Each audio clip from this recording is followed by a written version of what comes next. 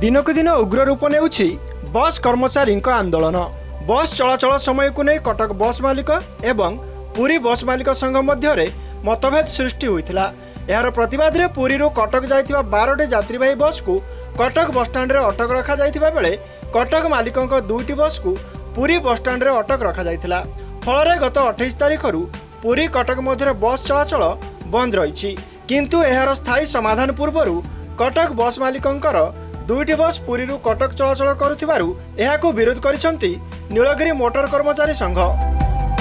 आमर एटू गाड़ी एटू सकाल आरंभ होची 4:30 से स्वतंत्र भाव में सामिल अच्छा भाई मैंने कही आम तुम सहित अच्छे आम गाड़ी चलेबू अजय गाड़ी टाइम रे प्रशासन कौन मुंड व्यथ है आसिक तुम सुरक्षा दे तुम चल आम तुम लोड देवु आम प्रतिवाद करें 30 भाई की अरेस्ट कर कटक भुवनेश्वर को मिसेक प्रकार व्यवहार पूरी बस मालिक प्रति चली आम सब दृष्टि आकर्षण करूँ। कटक बस मालिक संघर कर्मकर्ता मान मनमानी हिसाब से अटक रखागला गोटे सामान्य कारण को आड़ करी जोटा कि उचित नथला तार आज परिणत या आंदोलन फल पुरी राज्यर विभिन्न प्रांत को बस चलाचल बंद रही।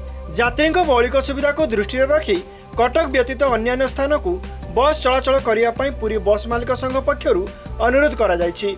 ए परिस्थिति रे कटक बस चलाचल को पुलिस समर्थन करने सह प्राय 20 जन ड्राइवर को अटक रखी। तेबे यह एक अंतरराज्य स्तरीय समस्या होइथिबारु आगामी 7 तारिख दिन केन्द्रांचल आईजी अध्यक्षतार एक मिलित बैठक बसी यार स्थायी समाधान करने निष्पत्ति नियाजिबो बोली सूचना मिली।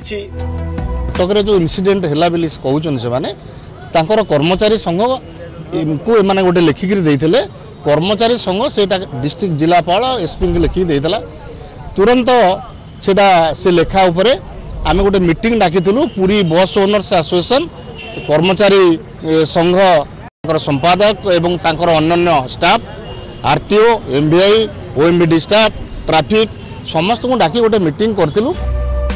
बस चलाचल संपूर्ण ठप हो जिबारु यात्री माने नाही नथिबा असुविधार सम्मुखीन होइछंती। पुरीरु वीडियो जर्नलिस्ट कृपा सिंधु सह बिरंची नारायण दास, एमबीसी न्यूज।